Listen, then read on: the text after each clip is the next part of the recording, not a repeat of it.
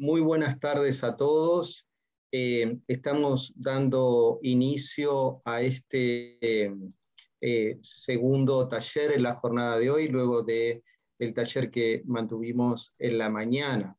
Y voy a pasar a presentar a los panelistas y agradecer desde ya su participación. Este conversatorio, este diálogo sobre claves en la transición de los sistemas de producción de alimentos está inscrito en un eje temático que ya lleva 2 años de trabajo dentro del Instituto Saras, que tiene que ver con alimentación. Y concretamente se vincula también a un eje que se está trabajando dentro de este ciclo, que son los desafíos en el área de ambiente y desarrollo.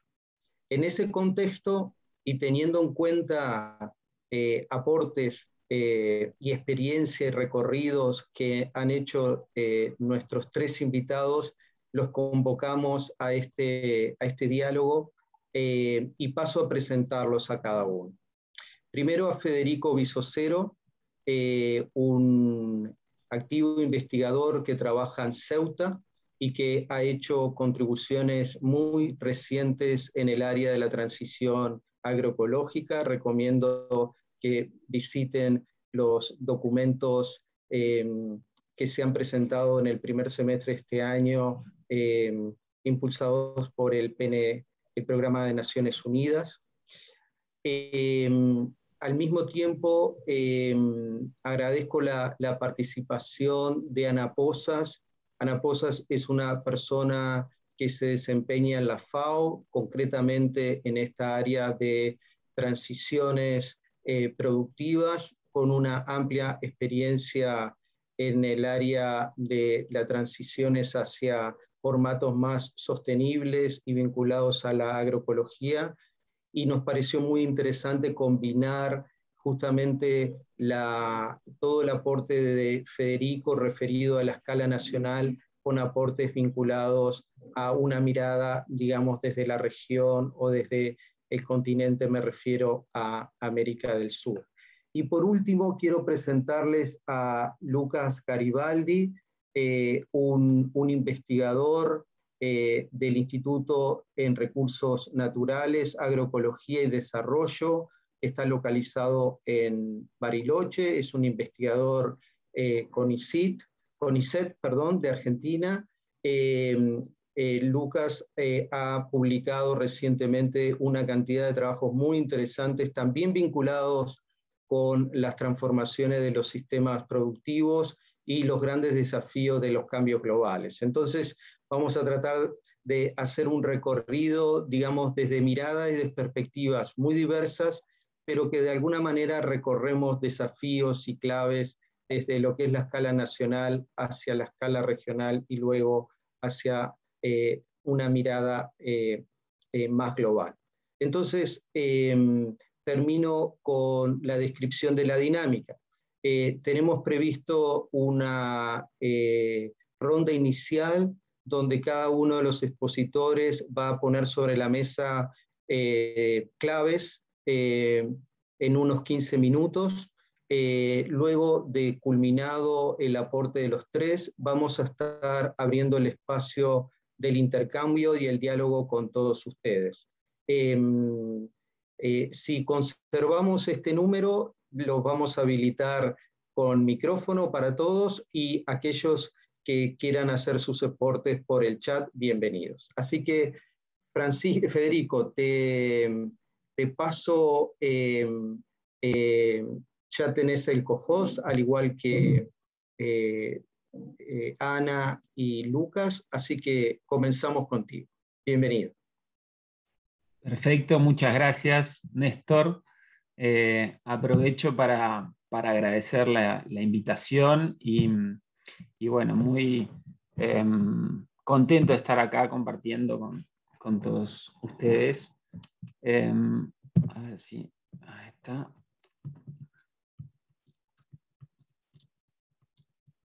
No sé si se ve la pantalla compartida. Perfecto.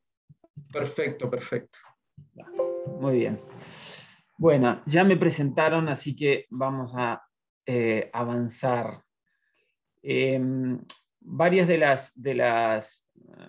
los datos, de las informaciones o de los puntos que voy a traer fueron desarrollados, como dijo Néstor, en el marco de la iniciativa de la promoción de transición agroecológica que desarrollamos junto a PNUD y a la OCR de Naciones Unidas en Uruguay. Y en este marco se se desarrollaron dos publicaciones. La primera es Lineamientos y Recomendaciones de Políticas para el Desarrollo de la Agroecología en Uruguay, y ahí figura el link. Y en el segundo trabajo se profundizó en tres de estas recomendaciones específicas relativas a compras públicas, certificación y el sector exportador. Y entonces vamos a tomar algunos elementos de estos trabajos. Definiendo o trabajando en agroecología, nos vamos a referir a dos escalas de definición que son claves, tan interconectadas y van a estar presentes en esta pequeña presentación. La primera es la agroecología como una base teórica y científica interdisciplinaria para alcanzar la meta de un sistema agroalimentario sustentable. Y entonces esto es una definición genérica que nos brinda como un enfoque, unos lentes para la transición de todo el sistema agroalimentario, de los sistemas agroalimentarios, hacia mayor sustentabilidad. Y por otro lado, como figura en nuestra ley, nuestra reciente ley del Plan Nacional para el Fomento de la Producción con Bases Agroecológicas, entender la agroecología como la aplicación de los conceptos y principios ecológicos en el diseño y manejo de ecosistemas agrícolas sostenibles, o sea, el manejo de los agroecosistemas con principios de ecología. Y vamos a basarnos fuertemente en esta segunda definición, apuntando a qué es lo que pasa dentro del agroecosistema y cómo incluimos agroecología y prácticas agroecológicas en los sistemas productivos. Claramente están interconectados, ¿no?, estas dos dimensiones. Entonces, en el agroecosistema vamos a brindar este enfoque o esta representación del agroecosistema en el cual en un determinado espacio, llamado agroecosistema, con sus subsistemas social, la familia, la empresa, el subsistema biodiversidad, el subsistema agrobiodiversidad, el ganado, el suelo, se interactúa y se maneja, incluyendo determinados insumos, capital, energía, información, y a lo largo y a través del tiempo se obtienen salidas, externalidades, que incluyen capital, energía, información, productos, pero además también externalidades negativas o que impactan negativamente en el ecosistema, en los recursos naturales. Y justamente la agroecología y el enfoque sistémico de la agroecología toma en cuenta este agroecosistema como la célula del sistema alimentario, en el entendido que son los gestores de la energía que se produce a través de la fotosíntesis para producir alimento, fibras y medicina. Y los agroecosistemas entran justamente, y en este diseño que se realizó en el primer trabajo con PNUD y que es muy coherente con lo que se está elaborando en el marco del Plan Nacional de Agroecología, distintos subsistemas del sistema agroalimentario, que incluye la producción primaria, pero también la comercialización, la certificación, el procesamiento y la agroindustrialización, la intervención también de lo que es el financiamiento de instrumentos económicos, los consumidores, etc. Se entiende al sistema agroalimentario como un todo que se basa en las funciones y los servicios ecosistémicos que se utilizan y se manejan para obtener los alimentos, pero que producen, como decíamos, estas externalidades que con las transiciones agroecológicas queremos minimizar. Y ese es nuestro trabajo. Y acá lo interesante también es ver que en distintas maneras nosotros podemos trabajar dentro del sistema agroalimentario para favorecer un ecosistema institucional, económico, organizativo, para que se promueva las transiciones de este subsistema en particular, el de la producción primaria o el del trabajo en los agroecosistemas. Entonces, estamos tomando en cuenta la agroecología en sus múltiples dimensiones, en el campo científico, en el movimiento sociocultural, en las políticas públicas, en las bases económicas, pero en particular cómo aterriza y cómo se hace práctica en los predios, en los agroecosistemas. Entonces, ¿cuáles son los desafíos para las transiciones agroecológicas en Uruguay? Primeramente, diría que es mantener el proceso continuo que implica una transición agroecológica. Una transición agroecológica no se hace del día a la mañana, hay que mantener un enfoque agroecológico sostenido en el tiempo y que avance en sus medidas, en su implementación. La lógica de doble performance, de favorecer el ambiente y la producción, es lo que se buscaría consolidar a través de la implementación del Plan Nacional de Agroecología, pero para eso, por supuesto, tiene que darse el contexto de generar esta política, consolidar esta política de Estado, que efectivamente en este momento se viabilice el Plan Nacional de Agroecología y que logre desarrollar las condiciones para acompañar y escalar las experiencias exitosas de agroecología. ¿Cuáles son las experiencias exitosas en las cuales nos deberíamos de basar en Uruguay para ampliar el efecto benéfico de la agroecología? Son lo que llamamos las semillas de agroecología. Nos basamos en la agricultura familiar, en las redes agroecológicas locales que promueven la soberanía alimentaria. Estas experiencias exitosas están llevadas a cabo por la red de agroecología, la red de semillas criollas y nativas, la red de huertas comunitarias, los circuitos cortos de comercialización, los SPG, que son los sistemas participativos de garantía, que dicho sea de paso están pasando por una fase problemática con el Ministerio de Ganadería, Agricultura y Pesca, que está llevando a cabo algunas modificaciones que pueden tener repercusiones negativas. Está en este momento en revisión del tema. Todas estas experiencias, las experiencias de manejo de ganadería basadas en el campo natural, en el manejo conservacionista del campo natural, todas ellas tienden a un modelo inclusivo, innovador, descentralizado, que deberían incorporar una mirada de género y generaciones y basarse en una agricultura familiar con un consumo responsable y consciente. Además, para Uruguay es fundamental que el sector agroexportador, que es eminentemente, es un país que tiene una vocación agroexportadora marcada históricamente y que produce mucho más de lo que consume, tenemos un mercado muy, muy chico de consumo en Uruguay, deberíamos transicionar, es decir, generar transiciones hacia mayor grado de sostenibilidad en el sector agroexportador. Eso es en base a una política de diferenciación ambiental de los sistemas productivos, de las cadenas productivas de agroexportación. La oportunidad es que la política pública fortalezca estos dos grandes componentes, la agroecología doméstica basada en la agricultura familiar y las transiciones del sector agroexportador, generando incluso cobeneficios entre estas dos transiciones. De alguna manera se debe invertir para la agroecología basada en la agricultura familiar y apalancar para que el sector privado promueva estas transiciones en el sector agroexportador. Y esto marcado una tendencia global que además Uruguay debe encontrar y construir su lugar en las transiciones con un enfoque bioregional, idealmente.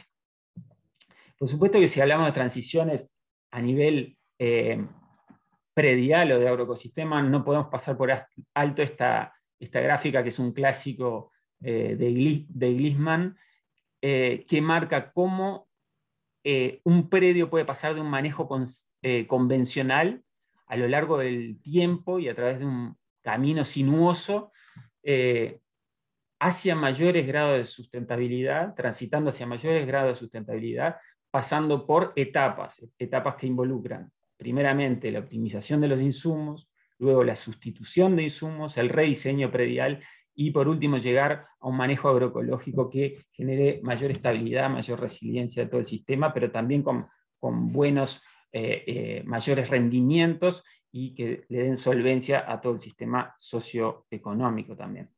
Acá tenemos, por ejemplo, una foto realizada en el proceso PNUD de Andrés Gutiérrez, de la familia Gutiérrez, en realidad, porque ¿qué es lo que tracciona esta transición? Y bueno, hay varias posibilidades. Por supuesto que está la conciencia ecológica del productor, de la familia de productores, que puede decir, bueno, yo elijo producir agroecológicamente.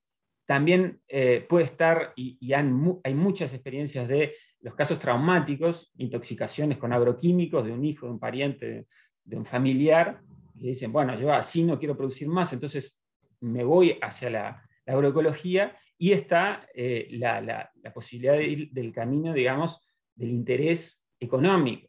Interés económico en el entendido, como dijimos anteriormente, la producción familiar está en peligro de extinción, en peligro de disminución y está desapareciendo. Las cifras están muy claras en ese sentido, y parte de las opciones y de la esperanza, digamos, del sector de la agricultura familiar es encontrar caminos para la sustentabilidad, y la agroecología puede ser un camino para esto. En este caso, la familia Gutiérrez encontró un camino muy interesante de transiciones a través de lo que ellos llamaron la soberanía comercial, y es diseñando un plan de a través de distintos canales comerciales, lograr una valorización de sus productos y pasar de producir solamente tomate y lechuga a pasar hoy día a producir más de 70 especies y variedades de hortifruticultura. ¿Quiénes son los actores en Uruguay? Y esto es interesante. ¿Quiénes son los actores que pueden entrar en una transición agroecológica? Según lo que está marcado en la ley, tenemos una amplia paleta de actores, y esto enriquece las posibilidades del proceso. Primero, y por supuesto centralmente, los actores históricos y pioneros, la red de agroecología, la red de semillas criollas y nativas, pero también todos estos otros actores que podemos incluir: la red de huertas urbanas y comunitarias, fundamentales para la soberanía alimentaria, sectores metropolitanos, las empresas que se dedican a la ganadería orgánica, las estrategias de diferenciación del sector de ganadería sobre campo natural, la producción en áreas protegidas, los pescadores artesanales, apicultores, es decir, una amplia gama de actores que implican una amplia gama de transiciones y diseños de transiciones que son bien distintas, ¿no? ¿Cuáles son las prácticas y manejos agroecológicos que queremos incorporar en los predios y que no? Claro que cuando hablamos de agroecología no es incorporarlas atomizadamente o aisladamente. Estamos hablando de un proceso integral, coordinado y, como dijimos, continuo en el tiempo. Pero estas prácticas agroecológicas apuntan prioritariamente a mejorar los suelos y a obtener suelos vivos, apuntan a aumentar y mejorar el manejo de la biodiversidad, prominentemente a partir de la agrobiodiversidad, y a fortalecer y mejorar las condiciones socioeconómicas y culturales de las familias asentadas en el territorio, ¿no? Y esto es fundamental, no solamente estamos hablando de los procesos biológicos, sino también culturales. Y esto es a través de disminuir y eliminar los agroquímicos, a través del uso de insumos naturales y locales, a través de la integración de grupos, cooperativas, la certificación participativa, las redes y la socialización, y a través, como decíamos recién, de la diversificación productiva, el procesamiento, el agregado de valor. Esta es una lista, por ejemplo, de las distintas prácticas agroecológicas, y vemos cómo pueden estar incidiendo en las tres dimensiones que marcamos recién, y no las vamos a repasar a todas, sino, y estas tampoco excluyen otras, pero sí decir que el diseño de las transiciones agroecológicas implica la creciente complejidad en la integración de estas prácticas agroecológicas y el diseño justamente de cómo empiezan a favorecer estas prácticas al sistema en su globalidad. Por último, decir que a través de estas prácticas se van generando justamente en este sinuoso camino que marcábamos de la transición, se van marcando distintas pendientes en lo que es la velocidad de buscar la sustentabilidad o el camino hacia la mayor grado de sustentabilidad. Y esas pendientes pues, están marcadas por los sistemas productivos que se adoptan. Por eso es necesario apuntar lo más alto posible para tratar de tender a la transición y a la obtención de más sistemas, escalar más sistemas que puedan estar caminando en lo orgánico, caminando en lo agroecológico. Por supuesto que contemplando las distintas realidades y contemplando las distintas posibilidades. Y estas distintas posibilidades están marcadas por estos factores, o por distintos factores, pero ¿cómo se puede incidir en el escalamiento y el tipo de transiciones? Primero es fundamental el acompañamiento y la grupalidad, que no son procesos solitarios, o se estimulan los procesos a través de la grupalidad, a través del acompañamiento también de técnicos. Es fundamental la investigación y la formación e información, el acceso a la información, tanto de técnicos como de productores. Acá es fundamental que el sobreprecio y la obtención de sobreprecio es lo que paga el incorporar de alguna manera las externalidades, el evitar las externalidades negativas de las que hablábamos sobre el ambiente, y la certificación es lo que nos da garantías de que ese proceso se cumpla para lo que es el consumidor.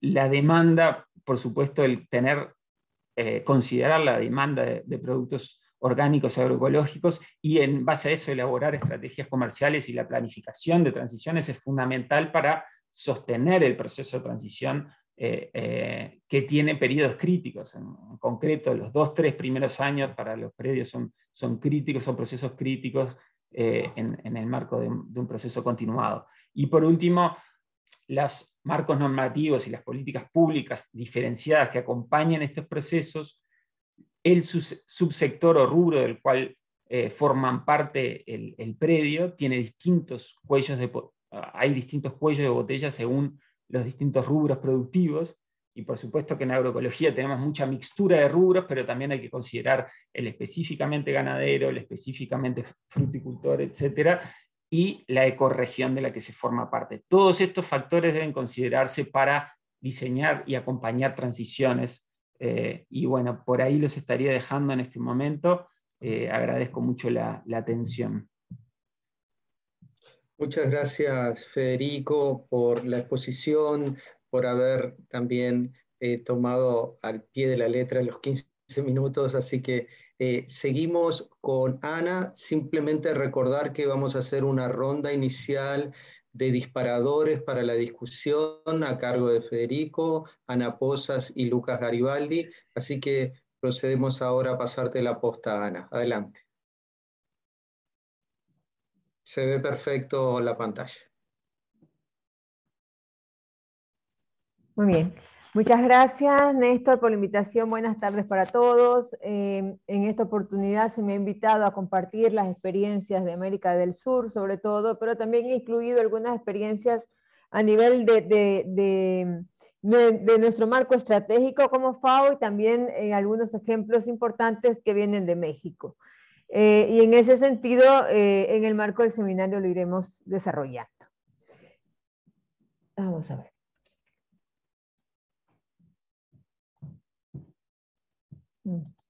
Ok.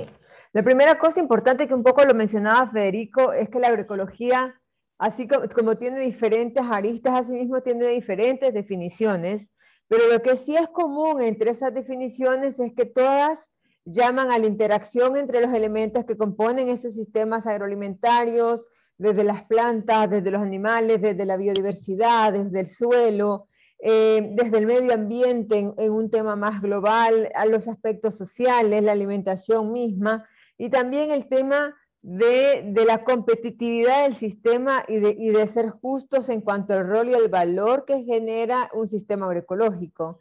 Y además que son sistemas que vienen o se basan en un conocimiento, en una co-creación y en innovaciones también colectivas. Entonces, a pesar de las diferentes definiciones, esos son elementos que podríamos considerar comunes. En el marco nuestro y a partir de los diferentes propuestas, conceptos, asimismo, como lo mencionaba también Federico, las transiciones que se van identificando desde un estadio inicial hasta donde se quisiera llegar en el marco de lo que es la transición agroecológica, mismo también los principios que se han venido definiendo en una persona tan reconocida como Altieri y la misma FAO, se han identificado para nosotros como FAO 10 principios agroecológicos que son los que nos dictan un poco la pauta de hacia dónde seguir en cuanto a lo que es la promoción o el fomento de esta transición de los sistemas agrícolas más sostenibles. Y en ese sentido, los 10 principios de la agroecología que nosotros, digamos, básicamente fundamentamos, están basados en, asimismo, interacciones y dependencias de elementos endógenos, pero también de elementos exógenos que están más vinculados, por ejemplo, con esa gobernanza, con esa interacción, con esa articulación institucional, pero también con elementos, por ejemplo, de esa economía circular que permite justamente ser eficiente en ese intercambio de energías, en ese reuso de productos y subproductos que el mismo sistema agroecológico va generando, ¿no es cierto? El tema de las prácticas mismas de reciclaje, del tema de la creación de conocimientos, de cómo la cultura, los conocimientos y los hábitos alimenticios también tienen que ver en esa relación de esa transición y hacia dónde vamos, qué hacemos y cómo lo hacemos. Y en ese sentido también hay un tema justamente de cuál es ese entorno favorable en cuanto a servicios, en cuanto a regulaciones, en cuanto a políticas que favorecen justamente la aplicación de los principios o los enfoques agroecológicos. Por otro lado, también para nosotros como FAO tenemos como un marco, digamos, de estrategias, de convenios, de políticas que son definidos también por los actores con los cuales nosotros interactuamos. Y en ese sentido, recientemente, el Comité de Seguridad Alimentaria Mundial ha definido algunas recomendaciones de política vinculadas con lo que es la agroecología.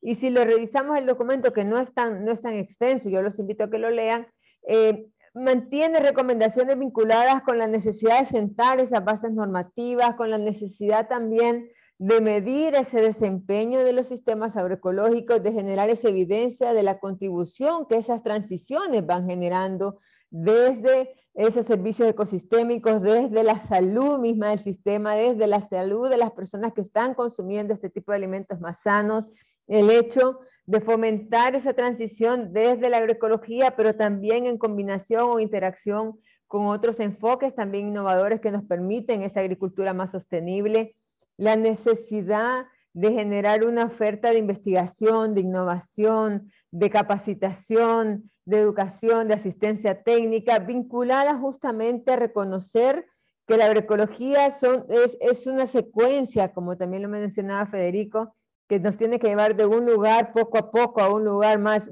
positivo, más sustentable, ¿no? De cambios. Entonces, en ese sentido, cómo también readecuar esa oferta de servicios convencionales a los requerimientos de la agroecología como tal. Y la necesidad, por último, de fortalecer las instituciones para que también acompañen esa oferta de servicios desde la parte técnica, de la parte financiera, de la parte normativa, justamente también en el marco de esa transición a una agricultura sostenible. Nosotros también, como FAO, apoyamos todo y en el marco justamente de lo que acabamos de ver de las recomendaciones de política, recomendamos lo que es la implementación, por ejemplo, de esta herramienta de medición del desempeño de la agroecología, más llamada como TAPE o TAPE, que va midiendo en el marco también de esos 10 elementos de la agroecología el desempeño de los sistemas. Y la idea con esta herramienta es justamente poder generar datos a nivel de la finca, a nivel del paisaje, a nivel de cómo se vincula institucionalmente hablando, de la presencia de esa agrobiodiversidad animal y vegetal, y en ese sentido se va generando data que permite también establecer como una línea de base de cómo empezamos y cómo seguimos en este proceso de transición. Y eso nos permite justamente reflejar esas contribuciones, valorar esos cambios y en ese sentido también motivar a la implementación de esta transición que beneficia a todo un ecosistema, incluyendo también al ser humano como tal. En cuanto a las experiencias propias de lo que hemos venido implementando, La FAO cuenta con un centro de conocimiento sobre agroecología en la cual sirve como de repositorio, si se quiere, de las diferentes experiencias agroecológicas que se están dando no solo en América Latina, sino también en África, en Asia. Son plataformas en las cuales se van guardando documentos, se desarrollan también webinarios, se divulgan experiencias que se van dando en las diferentes regiones. Entonces también sirve, como les decía, es como una biblioteca virtual que permite también conocer información vinculada con la agroecología.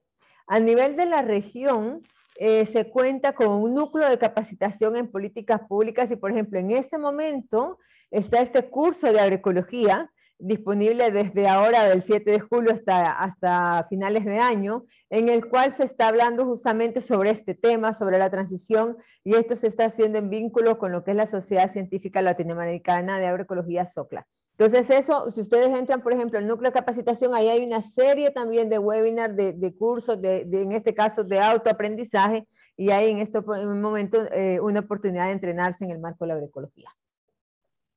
También se tiene a nivel de lo que es la región de Latinoamérica y el Caribe, lo que se hace llamar la comunidad de práctica de la agricultura familiar y de la agroecología. Y esta plataforma es una plataforma que reúne a actores de diferentes también dimensiones o aristas vinculadas con la agroecología, desde productores, desde centros de investigación, desde redes de agroecología, desde ONGs. Y en ese sentido, asimismo se hacen, tal cual estamos ahora, conversatorios vinculados con el tema, también se difunden publicaciones, ofertas, por ejemplo, de trabajo, de todo tipo que tenga que ver con la agroecología. Y, por ejemplo, esos que están ahí abajo son los conversatorios que se han venido planificando y que están en algunos casos por desarrollarse, sobre todo los que tienen que ver ahora con el 25 de agosto, que tiene que ver con la agroecología y mercado, y en septiembre los que tienen que ver justamente con esta transformación de la agroecología en el marco de lo que son las políticas públicas. Entonces también si ustedes entran a lo que se llama comunidad de práctica y si no pueden ubicar el link, entonces por favor, yo con mucho gusto los pongo en contacto con la comunidad de práctica de la agricultura familiar y la agroecología. Ya en ejemplos a nivel de países, tenemos un buen ejemplo en la provincia de Santa Fe, en Argentina. En esta provincia, este grupo, este equipo, digamos, de técnicos y productores empezaron con pequeños ensayos, por decirlo así, con pequeñas pruebas de equipo, de preparación de bioinsumos, de producción agroecológica, pero han ido escalando en el marco de lo que es la cadena como tal, y ahora, por ejemplo, son proveedores de equipo vinculados con la agroecología, tienen también una fábrica de bioinsumos, todo dentro del marco de lo que es la parte más agroecológica.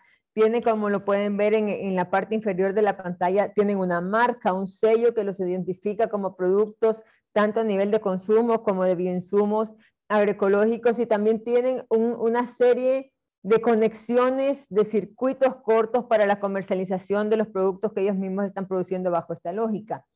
En ese sentido, por ejemplo, y como un mecanismo de trazabilidad también y de identificación de los productos que se están produciendo en Santa Fe, esta es la marca, se llama De Mi Tierra Santa Fe, y de hecho resaltan el tema de que son productos producidos en agroquímicos, por ejemplo, y en la etiqueta ellos resaltan cuando se cosecha, de qué lote viene, la identificación de ese producto, el nombre del productor que lo genera, y entonces fácilmente de esa forma el mercado, el consumidor en este caso, puede identificar que está produciendo o que está consumiendo, mejor dicho, productos más saludables y que viene de la agricultura sostenible y agroecológica en particular.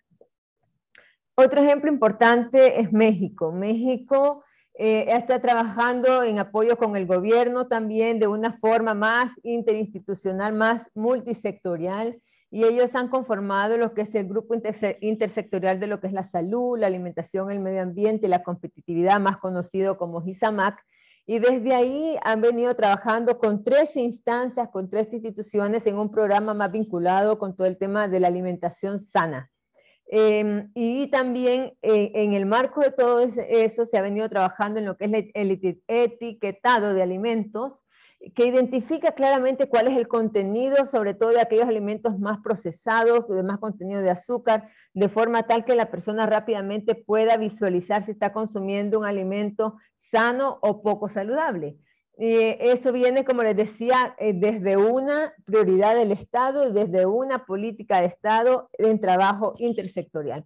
Pero también otra cosa importante que está haciendo México es a nivel de normativas, y en el marco de esa normativa, por ejemplo, estaba, como les decía, el etiquetado frontal, pero también todo el tema de la prohibición, por ejemplo, de lo que es la siembra de maíz transgénico. Hay que recordar que México es una fuente de semillas nativas de muy rica a nivel de maíces, y en ese sentido lo está protegiendo, y también está haciendo toda una prohibición progresiva del uso de glifosato en las siembras de maíz, en este caso en particular, hasta enero de 2024. Entonces también es una reducción de transición, digamos, a lo que es la eliminación de este producto.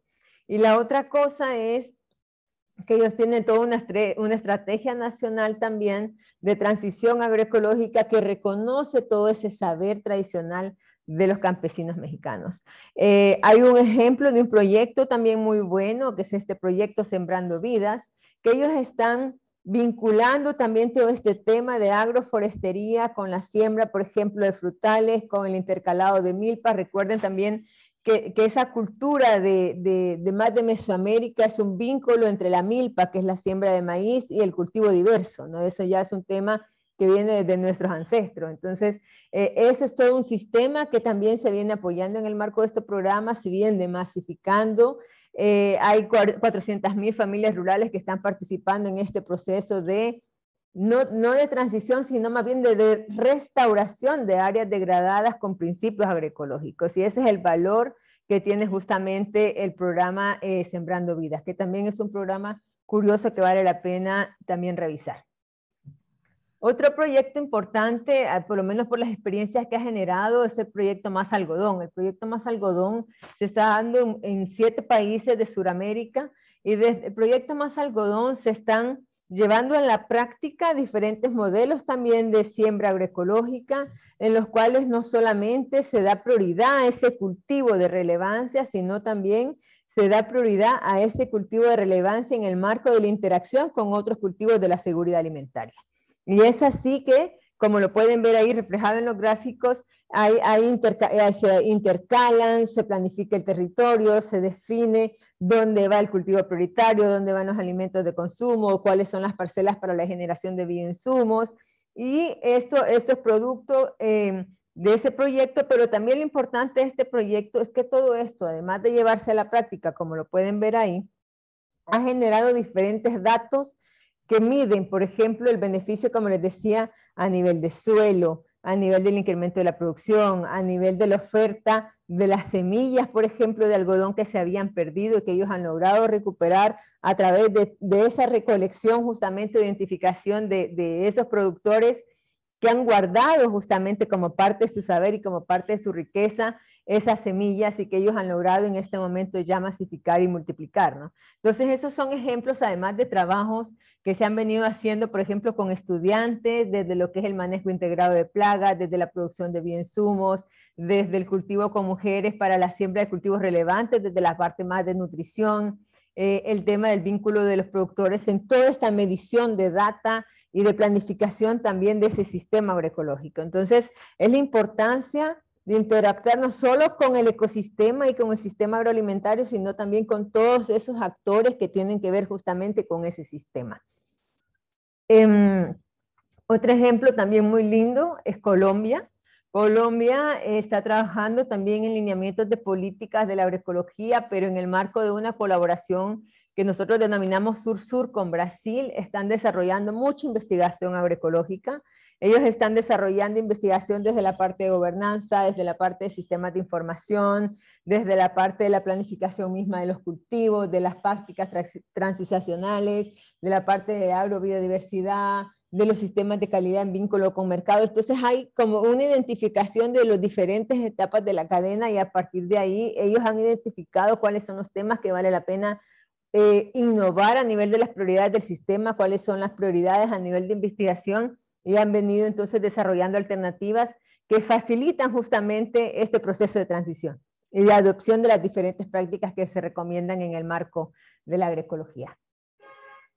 En resumen, desde la FAO, nuestra agenda regional agroecológica está vinculado con agendas, como decimos nosotras, más tractoras, es decir, que tienen más fuerza dentro de lo que son los convenios, dentro de lo que son las discusiones de política, dentro de lo que son las interacciones con los diferentes sectores, y son agendas entonces vinculadas con la agroecología en el marco de los sistemas agroalimentarios, la agroecología en el marco de la conservación de la biodiversidad, la agroecología del marco de la sostenibilidad ambiental, resiliencia, cambio climático, la restauración de suelo, la generación de suelos vivos, la recuperación o restauración, como les decía, de los ecosistemas y servicios ecosistémicos. Entonces no es solamente el trabajo de una agenda agroecológica aislada, sino de una agenda agroecológica en vínculo con agendas más fuertes en este escenario justamente de, por ejemplo, de búsqueda de recursos financieros o de más conexión a esa oferta de servicios técnicos también.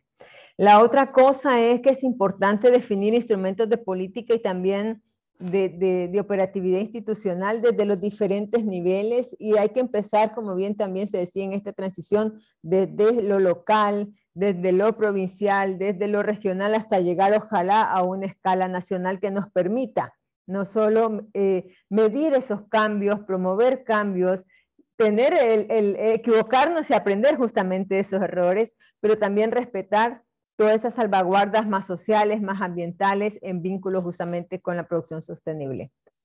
Otra cosa que también es muy importante es el rol de la investigación desde la valoración o la generación de evidencia vinculada con la contribución de la agroecología. Y eso es parte de lo que nosotros hemos identificado como una debilidad de este proceso, el hecho de que no se cuentan con datos precisos, por ejemplo, de la contribución de los bioinsumos. O sea, se parte de un supuesto en el que por el hecho de que ser bioinsumo se puede tener, digamos, un uso casi restricto cuando no es así, pero tampoco tenemos la evidencia de hasta cuándo y cómo, digamos, eso contribuye. Ese es el rol justamente de la academia, de la investigación, de generar esa data que nos permite posicionar de mejor manera la agroecología. La otra cosa es el tema de justamente lo que hacemos ahora, ¿no? De diseminar, de sistematizar conocimientos, de dar a conocer qué está funcionando en un lugar, qué posiblemente pueda funcionar en otro lugar, cómo adaptar esos sistemas de transferencia de tecnología, de extensión, de cómo cogenerar innovaciones desde lo local, como decía, en las diferentes escalas y territorios. La otra cosa es que definitivamente, como todo, hay cuellos de botella, y definitivamente un cuello de botella importante es el hecho de que todo este marco de políticas y reglamentos muchas veces no se acompañan de presupuestos que permitan operarlos. Y ese es un cuello de botella que es importante ir superando, y eso tiene que ver mucho con el tema de justamente alinear las inversiones en el marco de una agricultura sustentable. La otra cosa importante es el tema de que esa oferta de servicios técnicos y financieros tampoco acompaña todo este proceso de transición, porque está más orientado a una agricultura convencional. Entonces está tomando como mucho tiempo el poder adaptar toda esa oferta a los requerimientos de la agroecología, y definitivamente hace falta integrar un marco de política más con una lógica también multidimensional, con una lógica multisectorial, como se decía, del marco de la salud, del marco de la educación, desde el marco de la política pública, del marco de la inversión pública. Entonces, ¿cómo hacer justamente un escenario de políticas multisectorial que favorezca en su conjunto con el enfoque de cadena la agroecología? Por último, bueno, los factores de éxito que son positivos de los cuellos de botella es ojalá poder tener instrumentos de política que se acompañen de inversiones específicas, que adapten sus servicios a los requerimientos de los territorios sobre todo, que se potencie ese saber local, ese capital social que existe en las comunidades.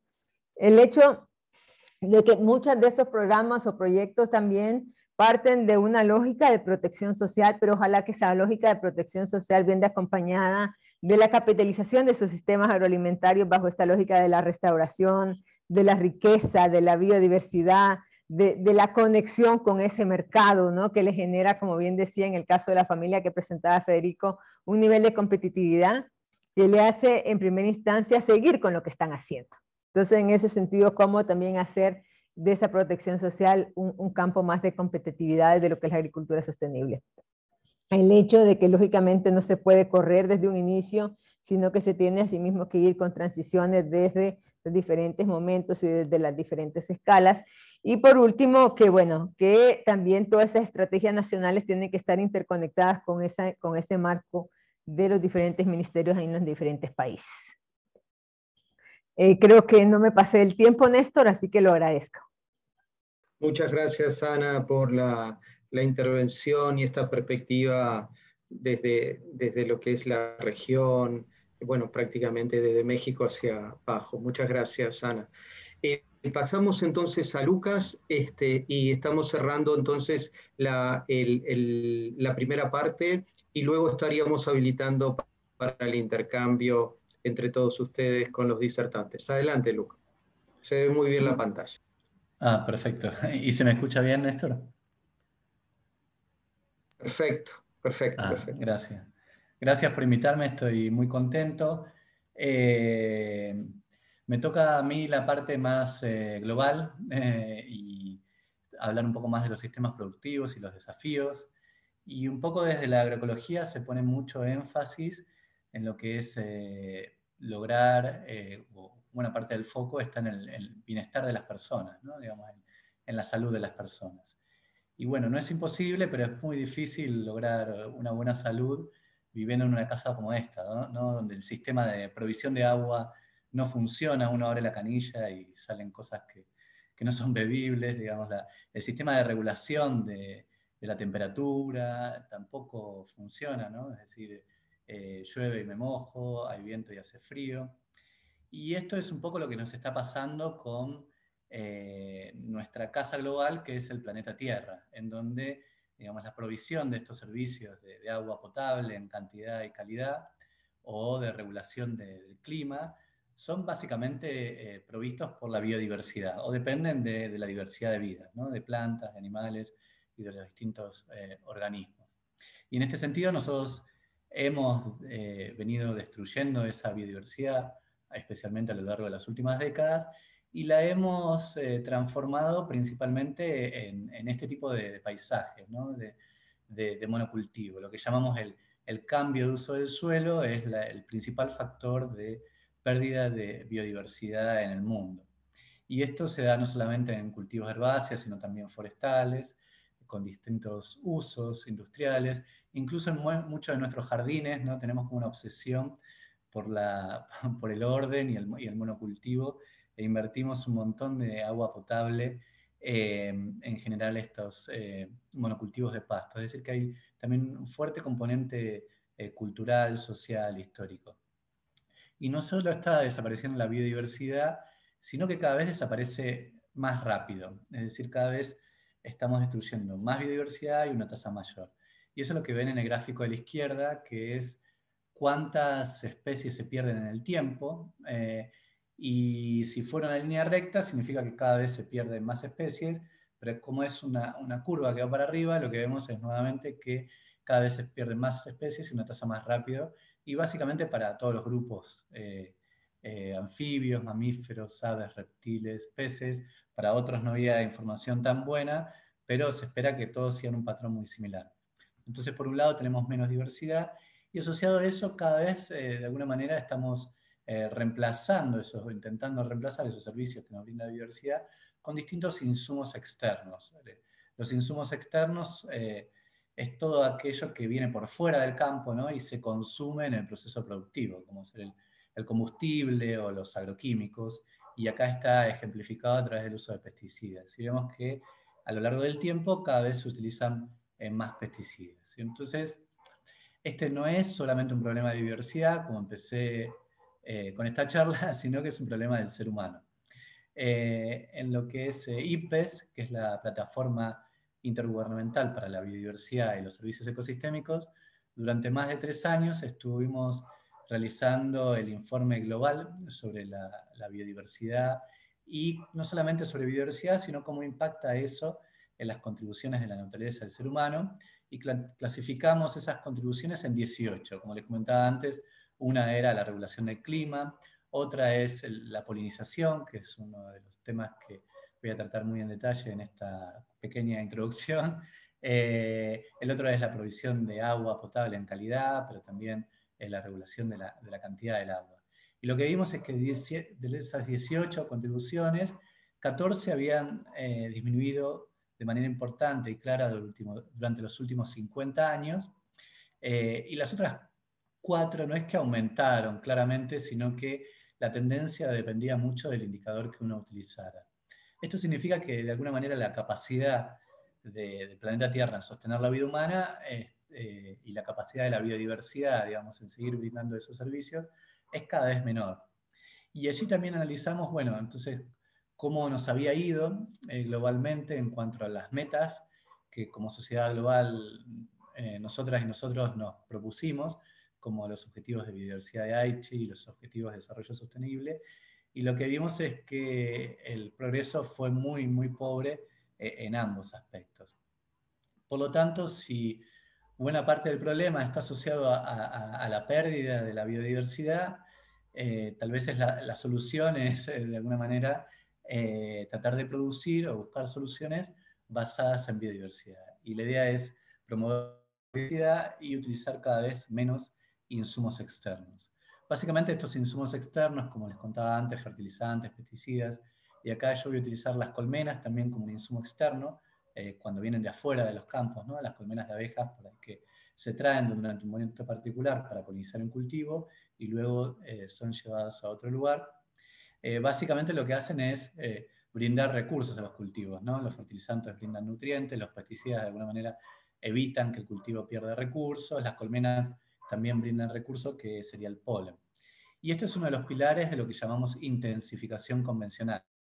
La intensificación es un proceso en el tiempo que se preocupa mucho por el rendimiento, como ven ahí. La idea de la intensificación es siempre tratar de aumentar el rendimiento a lo largo del tiempo. Y convencional porque está basada en insumos externos y en esos grandes monocultivos o una simplificación del paisaje, como les mostraba al principio de la charla. Y de alguna manera, en contraste con eso, está el proceso de intensificación ecológica, donde fíjense que comparte la primera palabra de intensificación y ese proceso en el cual la productividad es algo importante, mirá, la productividad por área, pero en vez de convencional es ecológica, porque la idea es, como les contaba antes, basarse en estos servicios que provee la biodiversidad, como el ciclado natural de nutrientes, el control biológico de plagas o la polinización por animales silvestres, para reemplazar, complementar o crear sinergias con estos insumos externos. Y lo interesante del concepto de intensificación ecológica es que es un concepto inclusivo y es un proceso, ¿no? Donde uno, como productor o establecimiento, se pone metas año a año en ir promoviendo la biodiversidad, en ir reduciendo el uso de insumos externos, y no es algo todo o nada, digamos, como sería la cuestión orgánica, y no focaliza en lo que sería, digamos, la sustitución de insumos, sino que tiene un concepto un poquito más amplio. ¿Qué es la sustitución de insumos? Bueno, uno puede ver en muchos lugares, por ejemplo, que hay grandes campos orgánicos, que son grandes monocultivos, y básicamente el concepto de producción es muy parecido a una producción convencional, a una intensificación convencional, simplemente que se utiliza una sustitución. En vez de utilizar un fertilizante sintético, utilizo un fertilizante orgánico, digamos, en vez de utilizar un pesticida sintético, utilizo un pesticida orgánico. Y es una cuestión dual, ¿no? Digamos, de todo o nada, orgánico sí o no. Esto no es una crítica a la cuestión orgánica, que es muy interesante, pero es simplemente para marcar algunas diferencias entre los conceptos que a veces se confunden. En contraste, la intensificación ecológica es un proceso, es como salir a correr, de alguna manera. Todos los años uno siempre puede correr un poquito más, y es inclusivo, digamos. Si uno nunca corrió en toda su vida, puede salir a correr. Si uno ya viene corriendo desde hace un par de años, siempre puede mejorar. Y en ese sentido es interesante. La intensificación ecológica es un componente de la agroecología, es decir, es más pequeño que la agroecología. La agroecología abarca la intensificación ecológica y muchos otros aspectos sociales, etcétera, que se discutieron en las dos charlas anteriores. Entonces, cuando uno habla, cada vez menos, digamos, pero cuando uno habla sobre estos temas, en algunos ambientes hay como ciertas dudas o preocupaciones o prejuicios, y una es que, bueno, de alguna manera esto es menos productivo. Es decir, los sistemas de producción basados en biodiversidad son menos productivos. Y en realidad lo que nosotros encontramos es que producen más. Estos experimentos fueron gestionados durante 5 años, con la FAO, pero también con colaboradores en distintas partes del mundo, y entonces en cada uno de esos puntos azules nosotros teníamos un sistema de producción y muchos campos. Por ejemplo, ahí el que ven en Sudáfrica es girasol. Entonces teníamos muchos campos de girasol. A la mitad de los productores de girasol los convencíamos para aplicar alguna de estas prácticas basadas en biodiversidad, que les voy a mostrar algunos ejemplos después. Y acá el énfasis está muy puesto en lo que eran los polinizadores, ¿no? En promover la diversidad y la abundancia de polinizadores. Es decir, que son todos cultivos que en alguna medida dependen del polinizador. Y eso lo hicimos en todo el mundo y veíamos los rindes que cosechaban los mismos productores. Fíjense que las experiencias están basadas en países en vías de desarrollo, que es donde principalmente se produce el alimento y luego viaja hacia países desarrollados, y es también, paradójicamente, donde más información académica falta sobre estos temas. Entonces, de alguna manera, esto intentó también cubrir esos baches. Y lo que encontramos era que, en promedio, estas prácticas de intensificación ecológica basadas en biodiversidad aumentaban el rendimiento en un 24%. Eso es una cuestión promedio, con cultivos muy distintos. En algunos cultivos era muchísimo más, en otros menos, pero nunca vimos un impacto negativo sobre el rendimiento. Y la otra cuestión que muchas veces se piensa es que, bueno, de alguna manera puede ser que sea más productivo, pero, digamos, de alguna manera seguro es más costoso, y entonces la rentabilidad económica termina siendo menor. Y nosotros revisamos todas las experiencias que había en este sentido, que hacían un análisis de inversión o un análisis de rentabilidad, y encontramos que era al revés, digamos, que de alguna manera por hectárea este tipo de producciones brindaban más dinero, porque de alguna manera tenían menos costos en lo que son los insumos externos, que digamos, los agroquímicos o los herbicidas en muchos sistemas de producción se llevan buena parte de los costos agropecuarios, y cada vez hay que usar más y cada vez hay problemas con malezas resistentes a estos agroquímicos. Y por otro lado dijimos que aumentaban la productividad. Entonces, si tenemos menos costos, si tenemos más productividad, el balance económico es mejor. Y entonces, si esto es algo tan fabuloso, digamos, ¿por qué no lo hace todo el mundo? Y bueno, en buena parte lo que nosotros encontramos es que una de las barreras, no es la única, digamos, pero una de las barreras a la implementación de la intensificación ecológica es la falta de conocimiento ecológico. Es decir, que para implementar esto uno tiene que tener un mínimo conocimiento de la ecología local, del lugar. Y si ustedes se fijan cómo se realiza buena parte de la agricultura en Latinoamérica y en el mundo, requiere muy poco conocimiento ecológico local, ¿no? De hecho, básicamente las personas que realizan esa agricultura hoy en día, bueno, prácticamente ninguna vive en el campo.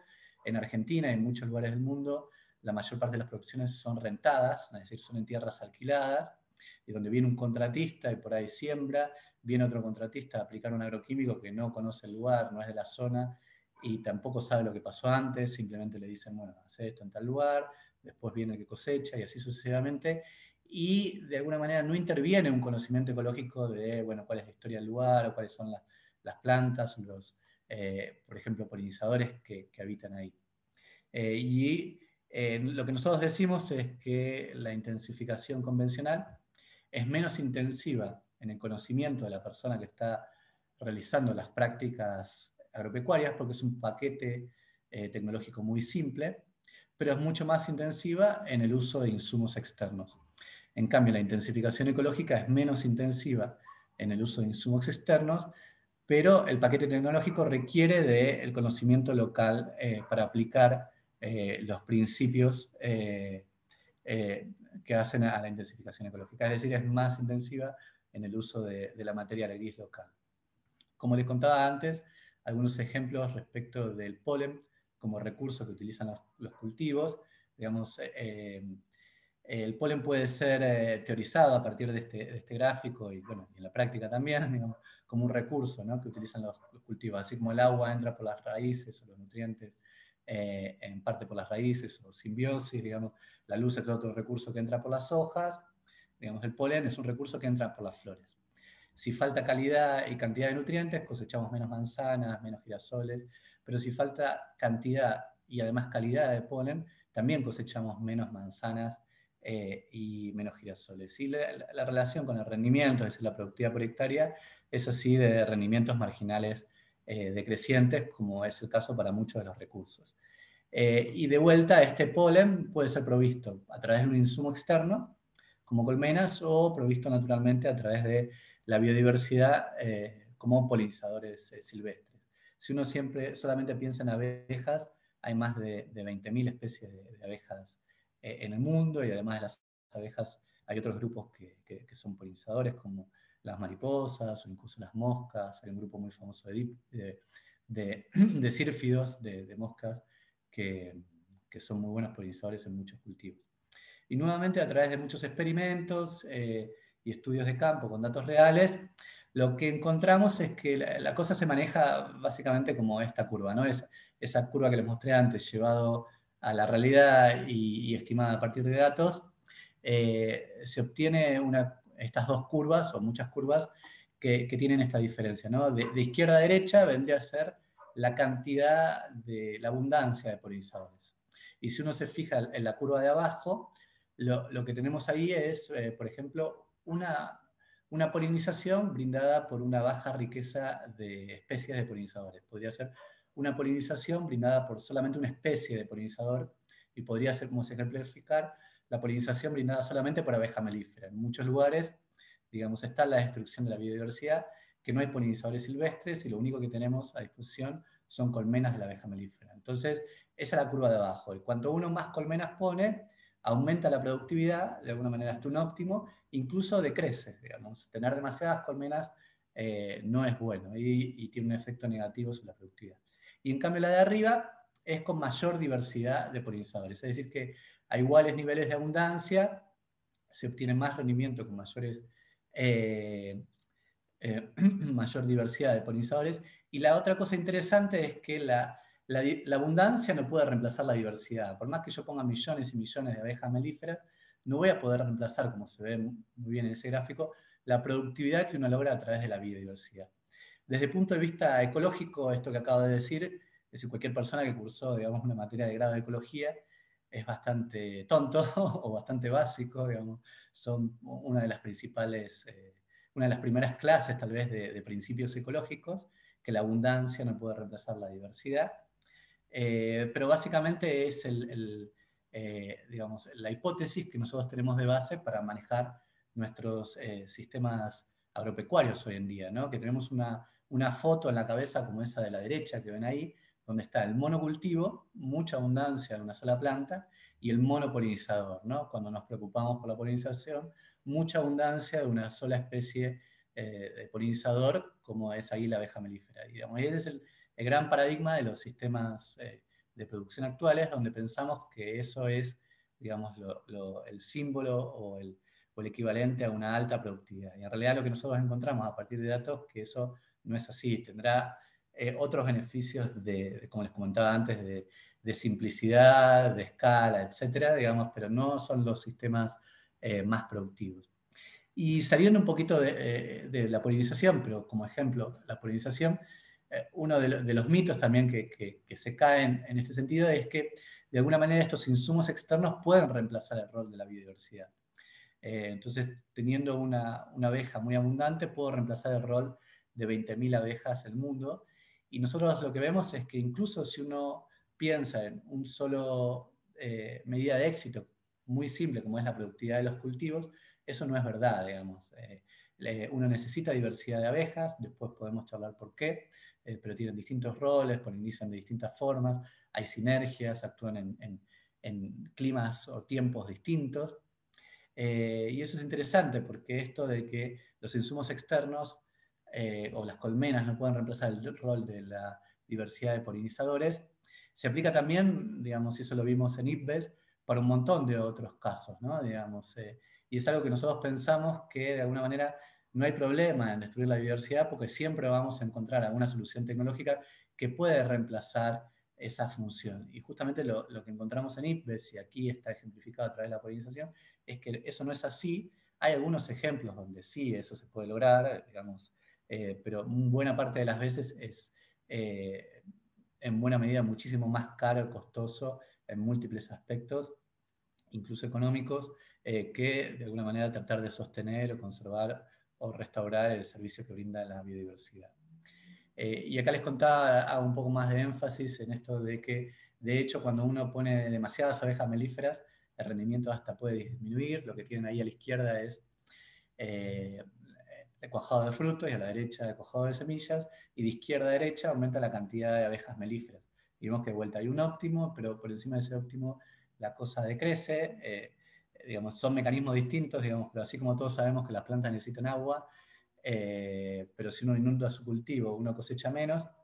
Acá con las abejas melíferas pasa un poco lo mismo, ¿no? Es decir, tienen un rol en polinizar en promedio algunos cultivos, pero si hay demasiadas, hay mecanismos que hacen que el rendimiento sea incluso menor, y de hecho también pueden tener un impacto negativo sobre el medio ambiente. O sea, fíjense, en este lugar no había abejas melíferas, y de repente llegan millones y millones y millones de abejas melíferas a polinizar cultivos, y eso tiene un impacto ambiental claramente negativo, ¿no? Es decir, no es que uno está en contra o a favor de la apicultura, siempre a favor. Uno no puede estar en contra o a favor de la actividad agropecuaria, ¿no? Siempre a favor, pero bueno, hay prácticas dentro de cada una de las actividades agropecuarias que son dañinas, digamos, para el medio ambiente y para la sociedad, y otras que hace a las buenas prácticas de cualquier actividad agropecuaria. Y la apicultura no está exenta de las malas prácticas. Desde el punto de vista de la intensificación ecológica, entonces necesitamos abundancia, y en muchos sistemas el rol de las abejas melíferas es buenísimo porque nos da esa abundancia que necesitamos. Nos movemos en esa curva de izquierda a derecha en el momento clave donde florece el cultivo, pero también necesitamos diversidad, y la diversidad la manejamos a través de hábitats naturales. Entonces, los hábitats naturales no son tierra perdida en los paisajes agropecuarios, sino que nos brindan múltiples beneficios, y entre ellos son fuente de diversidad de polinizadores a los cultivos. En esa imagen que ven ahí a la derecha, fíjense que eso es una plantación de pomelo en el norte de Argentina, y está súper tecnificada con los mejores técnicos, y esos mejores técnicos primero plantan en cuadrados sin respetar la topografía del terreno, el planeta no viene al cuadrado, y segundo, ahí se ve claramente que el concepto es que la naturaleza no me brinda nada, ¿no? Tratan de tener esos pomelos lo más lejos posible de la selva. Y lo que nosotros encontramos era que al revés, digamos, que los pomelos que estaban más cerca de la selva eran mejores, eran más redonditos, tenían mejor calidad, y además esos árboles eran más productivos, y eso lo vimos también para un montón de cultivos. Entonces, esta es la última diapositiva. Estos son algunos principios de la intensificación ecológica, que, como les dije, es muy simple. Hay dos aspectos claves: más biodiversidad, menos insumos externos, y eso se puede aplicar a distintos componentes del paisaje agrícola. Recién vimos ese hábitat natural, como vimos allá atrás. Esto es una foto de Balcarce, en Argentina. Esa sierra es importante, brinda polinizadores a estos cultivos de girasol. También manejamos los bordes, que son claves, brindan conectividad y brindan un montón de beneficios, y también dentro del cultivo. Digamos, por ejemplo, los cultivos de servicios son una práctica de intensificación ecológica, ¿no? Digamos, la rotación de cultivos, digamos. Hay algunas prácticas que son un poco más novedosas dentro de la intensificación ecológica, como este diseño de paisajes multifuncionales. Nosotros como agrónomos siempre estuvimos obsesionados con el lote y pensábamos que la productividad del cultivo y los beneficios solo dependían de lo que hacíamos en el lote, y en realidad estos últimos años de ecología del paisaje aplicada a los sistemas agropecuarios nos demuestran que eso no es así para nada.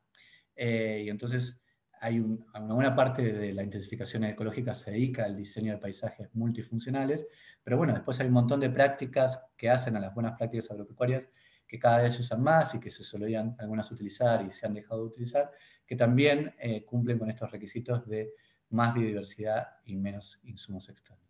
Bueno, muchas gracias. Gracias, Lucas, por el aporte, al igual que los aportes de Federico y de Ana. Vamos a pasar al espacio de intercambio, preguntas. Recuerden que la ventanita que tienen en la parte inferior, que podemos traducir como reacciones, tienen justamente la posibilidad de levantar la mano, así que adelante. No sean tímidos y levanten para intervenir. Mientras se desinhiben, yo les voy a poner una pregunta justamente a los expositores, que tiene que ver con este eje que tú planteabas, Lucas, en el sentido de ¿cómo ven ustedes en esta transición la capacidad definir estrategias a escala de paisaje, ¿no es cierto? Pensando obviamente si nuestros instrumentos de ordenamiento territorial realmente tienen la capacidad de estimular ese tipo de abordaje o no lo tienen, ¿cómo lo están viendo ustedes? Adelante.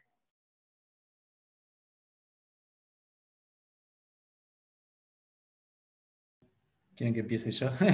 Dale, adelante, Luz. Bueno, es muy variable entre países y entre regiones, y depende mucho del sistema nacional. Por ejemplo, en Estados Unidos, digamos, hay las legislaciones a nivel de estados por ahí son más fuertes que a nivel país. Lo mismo sucede en Canadá, y en cambio en otros países como Argentina hay leyes nacionales, y en Brasil muy claras, y hay una gran heterogeneidad. Nosotros hicimos una revisión a nivel mundial de todas las leyes, por ejemplo, que tendían a conservar hábitat natural en paisajes productivos.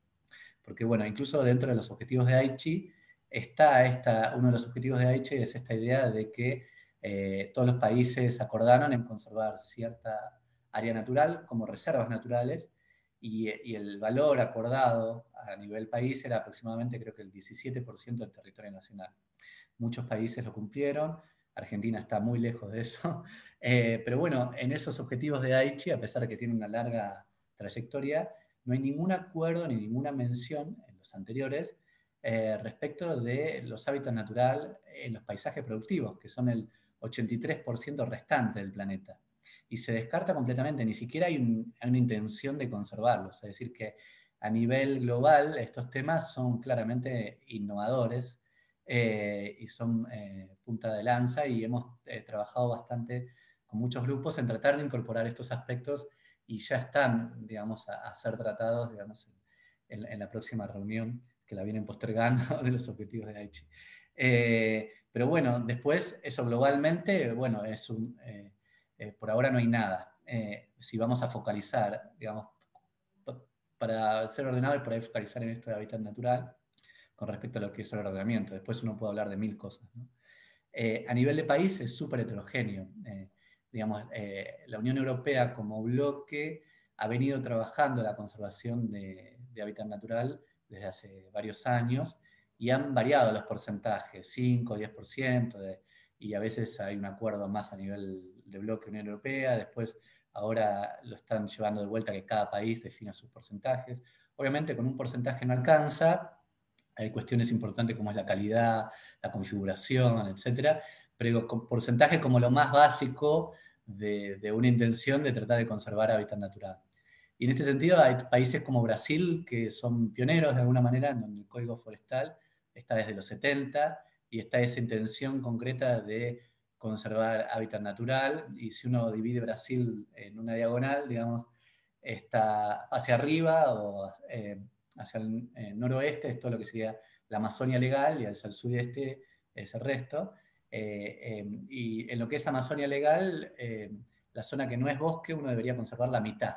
Es decir, que si uno compra un campo en el Pantanal, digamos, la mitad de ese campo debería conservarlo de hábitat natural. Y la zona que es bosque de la Amazonia legal, o que tiene cobertura forestal, uno tiene que conservar el 80%. Y en el resto, por ejemplo, si uno compra un campo en Río Grande do Sur, hay que conservar por lo menos un 20% en el Código Forestal de Brasil. Bueno, después están cuestiones obviamente de implementación de las leyes, de detalles que son claves, y donde por ahí una plantación de eucalipto te cuenta como hábitat natural y no debería. Pero bueno, Paraguay tiene también esas cosas, Argentina no. Argentina tiene la ley de bosques, donde no hay un porcentaje mínimo, y solo se ocupa de intentar proteger la zona de bosque dentro de la cuestión productiva de Argentina, pero después todo lo que está por fuera de bosque en Argentina, y eso es una realidad en el mundo, podés hacer básicamente cualquier cosa. Y justamente buena parte de los hábitats naturales menos conservados son las praderas del mundo, ¿no? Sí, bueno, puedo seguir hablando demasiado tiempo más, así que me callo acá. Ana, Federico, adelante, adelante. Muchas gracias. Permiso, Ana, voy a hacer una pequeña intervención. No, quizás a nivel nacional mencionar que un poco lo que traían esto, las herramientas de ordenamiento territorial son claves en este sentido, de construir, digamos, una visión de construcción, manejo integral de paisajes, ¿no? Con esta perspectiva, y en ese sentido las comisiones de cuenca parecen ser una herramienta muy, muy importante y muy promisoria, ¿no? Y de hecho está el instrumento de ordenamiento territorial y hay comisiones de cuenca funcionando. Claro que en su aplicación vemos que, bueno, tiene claras limitaciones a nivel de sus trancas burocráticas y su dificultad de implementar y de cumplir con sus funciones, pero está la herramienta y eso es muy valorable, es muy importante, y siempre es la oportunidad de construir una visión justamente de cuenca, ¿no? De cuenca como todo el territorio que abarca la cuenca, y en ese sentido, bueno, en una cuenca muy sensible para abastecimiento de agua potable en Uruguay, que es la cuenca del río Santa Lucía, se ha trabajado en particular el tema de las zonas de amortiguación de la cuenca, y ahí está un poco la oportunidad de lo que traía Lucas de la valoración del rol fundamental que cumplen las zonas de amortiguación de toda la parte ribereña del Monte Nativo, y en ese sentido creo que se ha pasado primero por la necesidad de poner un límite a los sistemas agropecuarios y de marcar esta zona de amortiguación como en una zona que no se puede tocar, y también hay algunas visiones o propuestas en las que hemos participado un poco más de avanzada en el sentido agroecológico, en donde no solo no se tocan, sino que empieza a poderse manejar por los sistemas agroecológicos y poder incluir co-beneficios con los sistemas productivos. Y esos co-beneficios pueden pasar justamente por el desarrollo de una apicultura sustentable, pueden pasar por la incorporación de frutales nativos, de un manejo apropiado de lo que es el pastoreo en zonas de parque de especies naturales, como son los espinillares. Entonces, ahí empieza a configurarse esta posibilidad de lo que traía Lucas, pero claro, es muy necesario que toda la parte institucional tenga una incorporación muy vigorosa, una visión conjunta de hacia dónde se va, ¿no? Igualmente, yo creo que estamos entre eso, entre marcar un límite y decir, bueno, respetamos los cordones de boscosos naturales, ribereños, como zonas de biofiltrado y zonas que aportan en su rol ecológico, a una visión un poco más allá, que incorpore elementos de agroecología con una noción de paisaje. Y por último quería mencionar que también a nivel nacional me parece muy importante destacar lo que pueden ser la producción en las zonas enmarcadas en el Sistema Nacional de Áreas Protegidas, y ahí me parece clave, porque estamos muy atrás también en superficie protegida a nivel nacional en Uruguay, un poco en relación a lo que traía Lucas, pero creo que es clave mostrar las posibilidades y la potencialidad que hay, sobre todo con la ganadería, con la apicultura, y en este sentido mostrar lo mismo que se veía a nivel internacional, que hay un consorcio promisorio entre la producción basada en agroecología, basada en los ecosistemas naturales de estos rubros, y poder de esa manera ampliar y estimular a que se amplíe este consorcio benéfico entre la producción y la conservación ambiental, ¿no? Ahí también rescatar la importancia de lo que es conservar el bioma pampa y la posibilidad de que a través de la mesa de campo natural, rescatar herramientas como podría ser el índice de conservación de pastura, el ICP, para generar herramientas de conservación de paisaje también, ¿no? De paisaje característico como es el bioma pampa, y que tiene un valor impresionante. Por ahí son pautas o dicas. Ahí agregar que con respecto al Código Forestal brasilero, por ejemplo, una cosa me parece súper interesante en relación a una perspectiva agroecológica, es que se integró la conservación, digamos, el pago por, o la exoneración impositiva por manejo de sistemas agroforestales. Y ahí también es otra visión de cómo la política pública puede estimular a la conservación y estímulo de paisajes manejados con un enfoque agroecológico.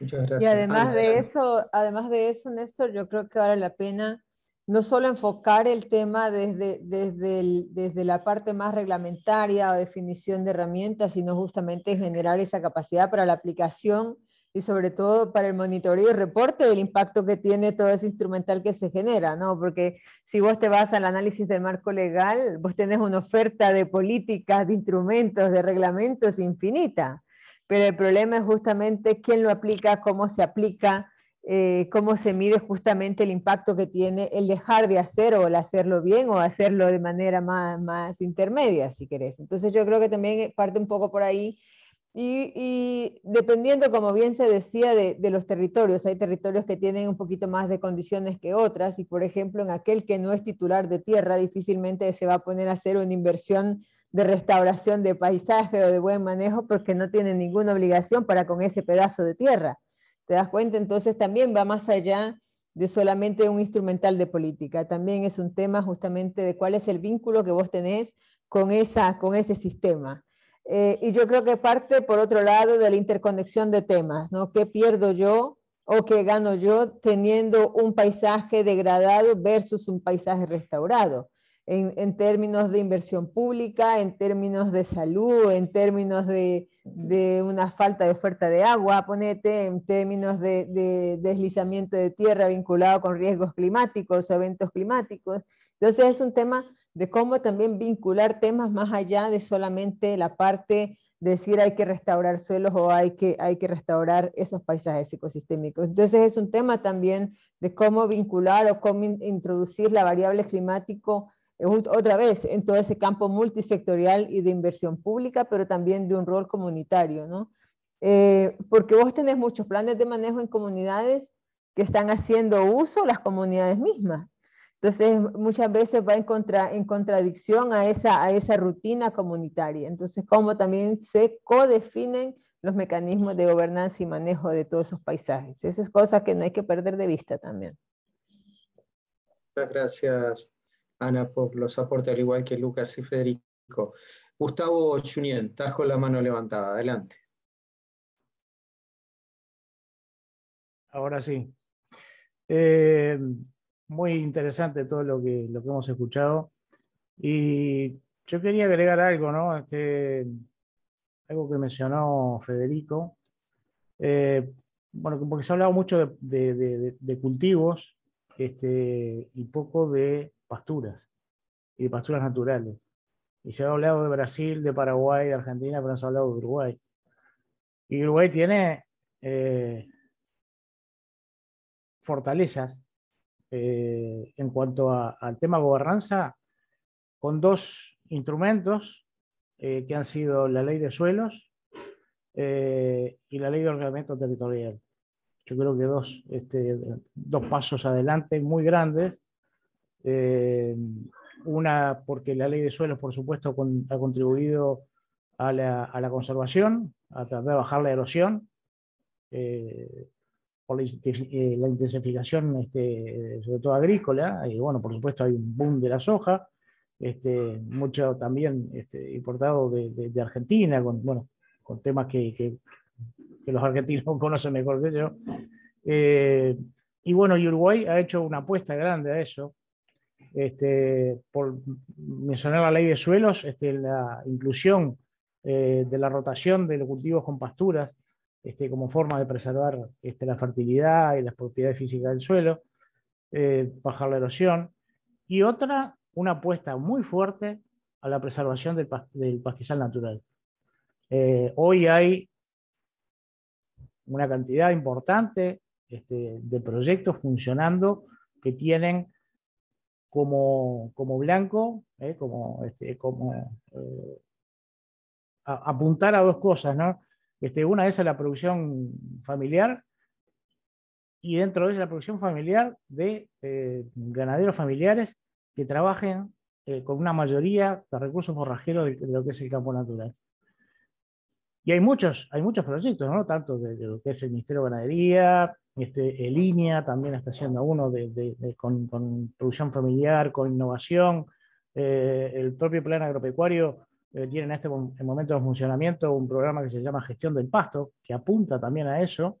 Hay 37 predios laboratorio funcionando en todo el país, desde el cual se hace un monitoreo de crecimiento del campo natural en forma estacional. Ahora se va a presentar en esta semana la medición de campo natural en invierno, sin duda una estación complicada, pero bueno, yo creo que la revalorización de ese recurso, que no es muy común incluso a nivel del mundo,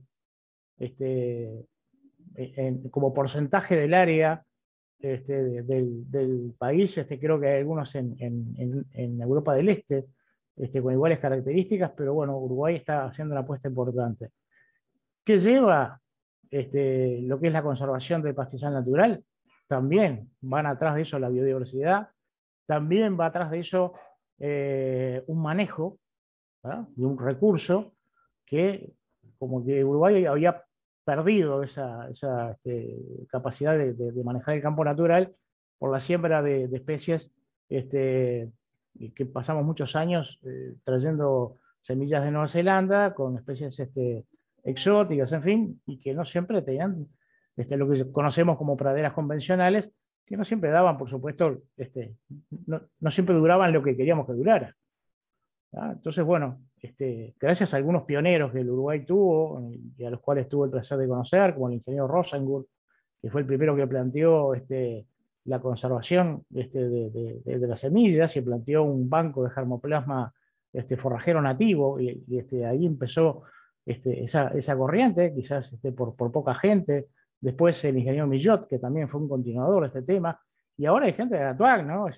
Bueno, Néstor conoce a quien es el presidente de la mesa de campo natural, como es Marcelo Pereira, que lidera este proyecto que les decía de la gestión del pasto.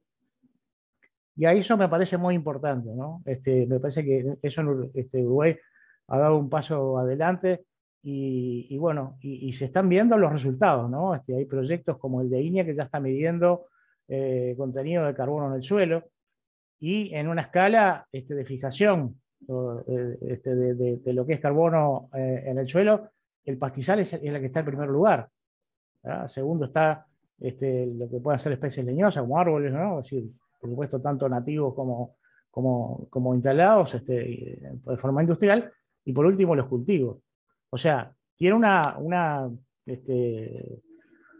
multifuncionalidad de ese ecosistema que realmente es único, y me parece que se está apostando muy fuerte en eso. Y para darles un dato, que hace pocos días, hablando de lo que decía Federico hoy con respecto a la mesa de campo natural, creo que se tomó una muy buena decisión, que es hacer que funcione un observatorio de campo natural, donde de todos los proyectos, de toda la información que están generando todos los proyectos, ¿verdad?, se metan en ese observatorio, y esa información esté disponible para todos los actores, ¿verdad? O sea, porque sin duda la superposición a veces de tareas, o a veces la falta de interacción entre agencias o institutos, y me parece que toda esa información necesitaba, era una herramienta que absolutamente necesaria para no dilapidar recursos, y por supuesto, ¿no?, para comparar resultados, ¿verdad? Porque todos han incluido este tema de la dispersión de los predios en ecorregiones importantes, ¿no? Y bueno, INEA, por ejemplo, para cerrar, está trabajando en algo que es importante también, que es parte de ese aprendizaje en el manejo del campo natural, que es el manejo por ambiente. ¿Por qué? Porque, bueno, hemos aprendido a que el campo natural era campo natural, campo bruto, le decían. Hasta que al final, cuando uno se metió allí, vio que había una diversidad de especies importantes y el manejo por ambiente es identificar comunidades dentro de esa matriz de distintas especies y hacer un manejo diferencial en cuanto, por supuesto, a pastoreo, a respetar los periodos de semillación, etcétera, aumentando esa capacidad que el campo natural siempre tuvo, pero que la habíamos dejado de lado, ¿no? Y hoy me parece que se ha revalorizado un recurso que constituye casi que el principal recurso forrajero de Uruguay, ¿no? Podríamos seguir charlando, pero bueno, quiero que hable otra gente también. Gracias, Gustavo, por los aportes. Varias iniciativas muy recientes que desconocíamos. Interesante.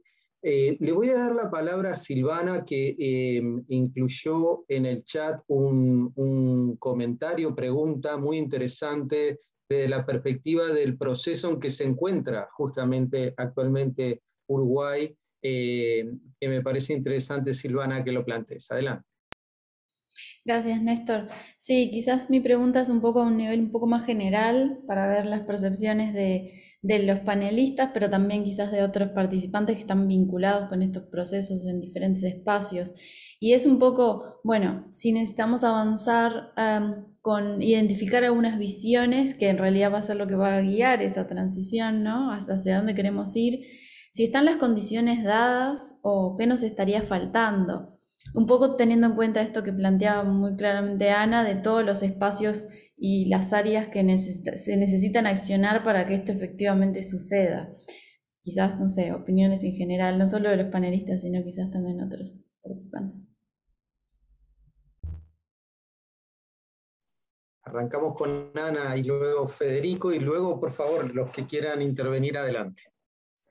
Si hablamos del Uruguay, Silvana, te digo básicamente porque hemos tenido la oportunidad en este momento, justo con Néstor y otros colegas, de hacer justamente como un análisis de la situación de la agroecología del Uruguay.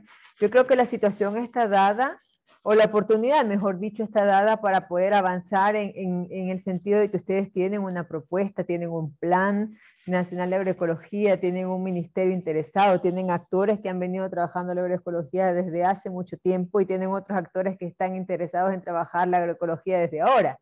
Entonces yo creo que hay, digamos, toda una serie de oportunidades, pero desde mi punto de vista me parece que lo que hace falta en este momento es un poquito de afinar la gobernanza justamente al sistema, ¿no? Es como ponerle un poquito de aceite y saber en qué momento o cómo, digamos, esa serie de actores que están interesados en impulsar o terminar de impulsar la agroecología en un sentido más amplio desde el Uruguay, entran a jugar este partido, ¿no? Yo siempre digo, este es como un partido de fútbol, cada uno tiene un rol, cada uno tiene una posición, cada uno entra en un momento, cada uno tiene la oportunidad de meter un gol, posiblemente el otro la ataja, ¿no? Entonces es como en qué momento y cómo cada rol juega en este escenario de la agroecología.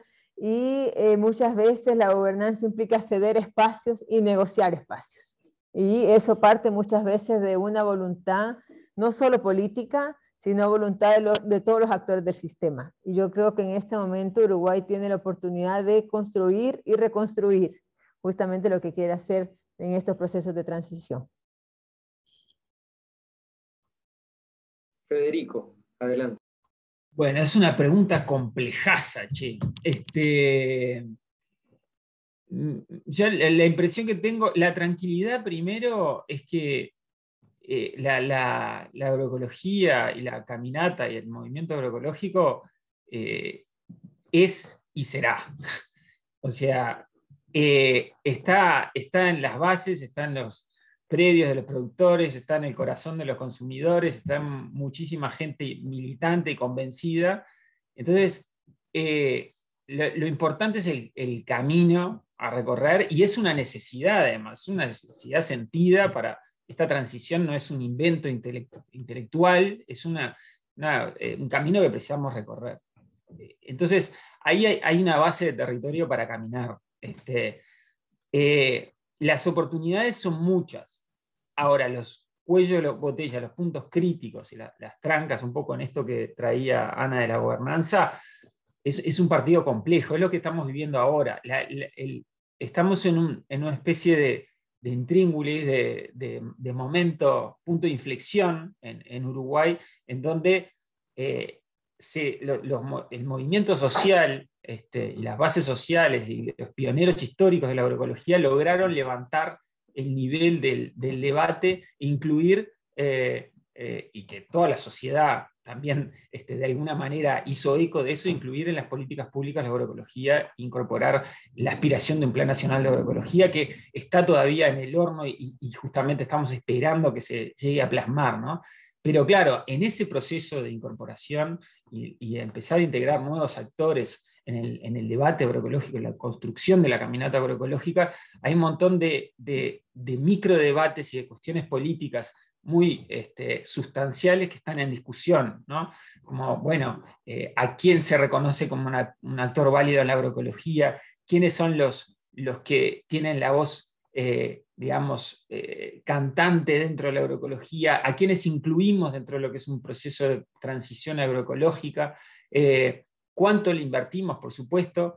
Y cómo es que claramente si son procesos solamente técnicos y de manejo o son procesos políticos, ¿no? Que aspiran a un cambio, a una transición del sistema agroalimentario. Todas estas preguntas yo creo que no tienen una respuesta, tienen múltiples, y en lo que estamos es en ese momento muy fuerte de tomar definiciones.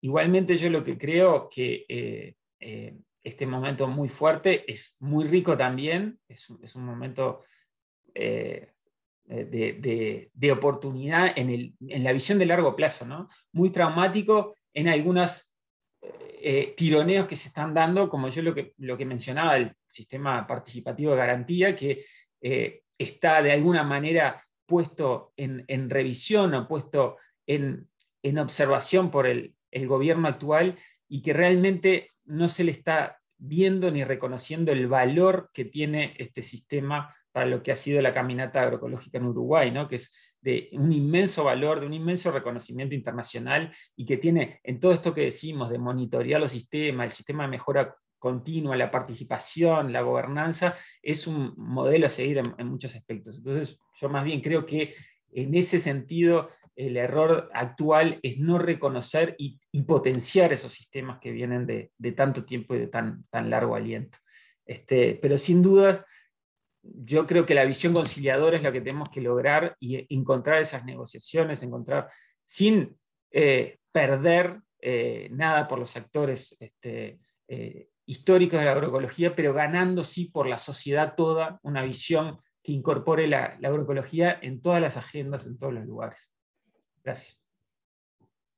Gracias por los aportes, Ana y Federico. Complemento un aspecto, Federico, que así como Lucas introdujo todo el papel de la diversidad biológica, yo creo que en temas como las certificaciones también hay que pensar en un esquema diverso, ¿no? Es decir, para determinados mercados y condiciones, el proceso que recorrió el Uruguay es funcional y lo demostró durante todo este tiempo, y de repente para otros mercados o espacios o nichos se necesitan otros formatos, ¿no es cierto? Pero incluso me lleva a esta reflexión, Federico, que a veces no lo hemos discutido mucho con Esteban, cosas que aparecen muy alejadas de la transición agroecológica, como tiene que ver con muchas de las regulaciones que están en la comercialización de la madera, de la forestación, donde hay obligaciones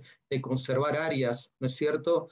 Eso indirectamente también terminan condicionando estrategias en la escala del paisaje, ¿no? Entonces, ahí yo creo que tenemos un gran desafío, que es mirar justamente el conjunto y mirar otras escalas que no hemos estado prestando la atención, y que a veces sectores que vemos muy alejados de esta transición tienen incorporados en sus cadenas de comercialización, por distintos motivos, estrategias que resultan funcionales en esta transición también. Una pequeña respuesta a lo que estás planteando, me parece correcto. Básicamente, lo que es importante rescatar es que el decreto vigente, el decreto, digamos, que se está revisando actualmente, que es el 557 del año 2008, ya incluía la posibilidad justamente de integrar otros sistemas de certificación de la producción orgánica a un sistema nacional de certificación. Eso fue lo que exploramos y desarrollamos participativamente en talleres con múltiples actores. Todos los actores involucrados, en realidad más directamente involucrados, participaron en los talleres que diseñamos con PNUD en la segunda publicación. Todo eso se plasmó en un trabajo bien interesante que recomiendo se pegue una bichada, porque en definitiva las condiciones estaban dadas para ampliar justamente esa diversidad de sistemas de certificación, pero sobre todo valorando y dejando en un rol importante y justamente más bien de ejemplificante de cómo desde la agroecología se puede certificar dentro del sistema participativo de garantía, como una de los sistemas de certificación habilitados, ¿no? Entonces, estoy de acuerdo que para otros sistemas, incluso la certificación participativa ha recertificado las importaciones de productos orgánicos y también ha certificado sistemas productivos orgánicos más de otra escala, y como cannabis orgánico, por ejemplo, de gran escala, y ha funcionado, o las bodegas Juanico. Entonces no es que solamente se certificaba la producción familiar, sino que era un sistema serio que daba respuesta a distintos tipos de situaciones. Pero igualmente concuerdo en que podían llegar a entrar dentro del sistema nacional certificaciones de tercera parte y no había ningún impedimento, no hay ningún impedimento en el decreto 557, y es lo que quería dejar en claro. Entonces ese es el error, en mi opinión, político, es decir, hay que barrer con lo que estaba, sino que inteligentemente se podía usar la estructura que teníamos. Muchas gracias, Federico, muchas gracias. Bueno, ¿algún otro comentario o aporte? Adelante, que tenemos los últimos minutitos y ya estamos cerrando.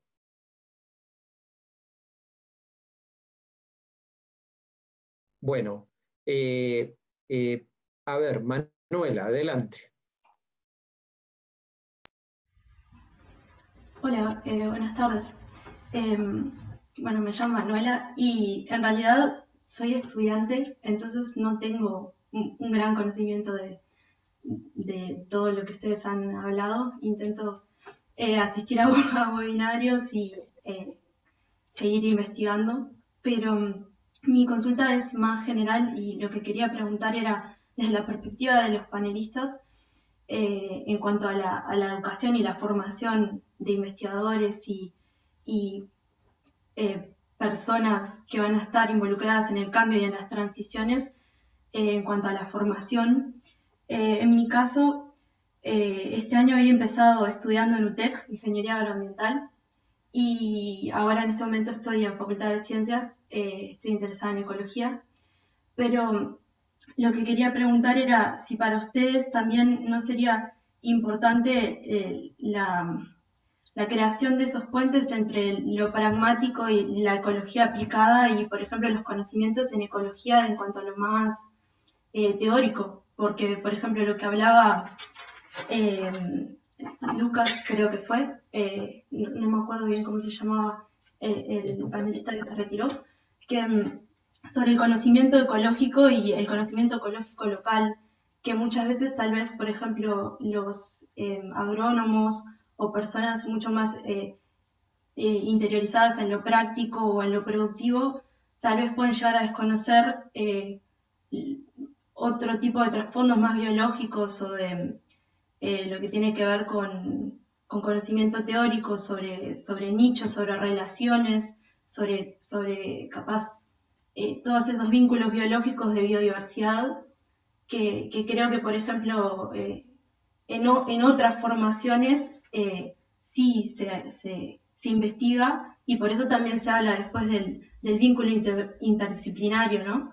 De profesionales, porque un solo agrónomo no puede, por ejemplo, pensar en una planificación solo productiva, sino que se va a nutrir de los otros para poder integrar y después planificar algo agroecológico.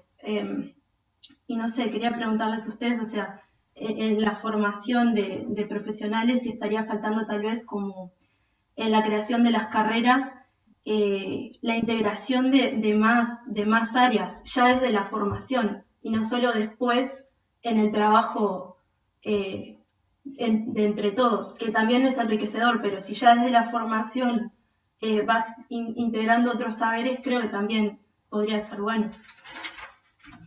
Muy buena pregunta, Manuela. El desafío que implica en la formación, la capacidad de construcción interdisciplinaria y más allá, cómo tener una capacidad de saber integrar otros saberes más allá del académico.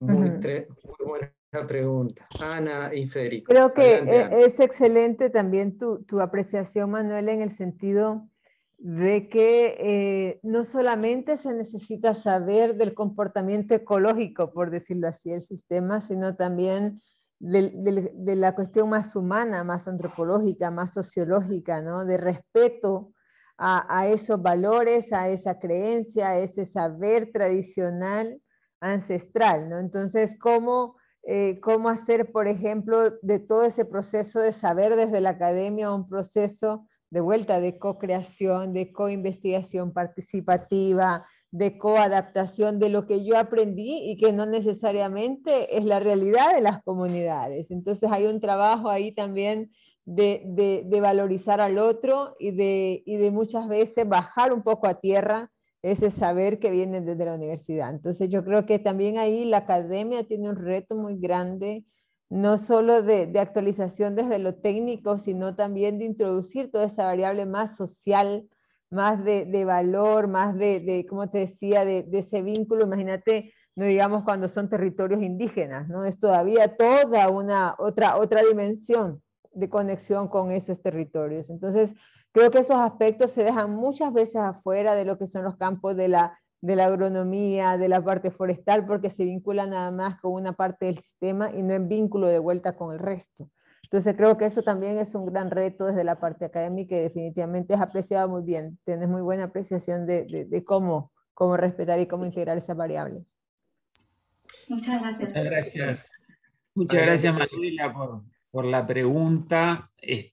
La verdad que en cuanto a cómo estructurar la formación agroecológica, no tengo mucho para aportarte, pero te voy a comentar algunos aspectos que me parecen claves. Yo, en mi formación, por ejemplo, mi primera formación fue que me fui a vivir a comunidades rurales, y en las comunidades rurales, y no quería saber nada con el estudio, los maestros y maestras fueron los abuelos y las abuelas que sabían un montón de la tierra.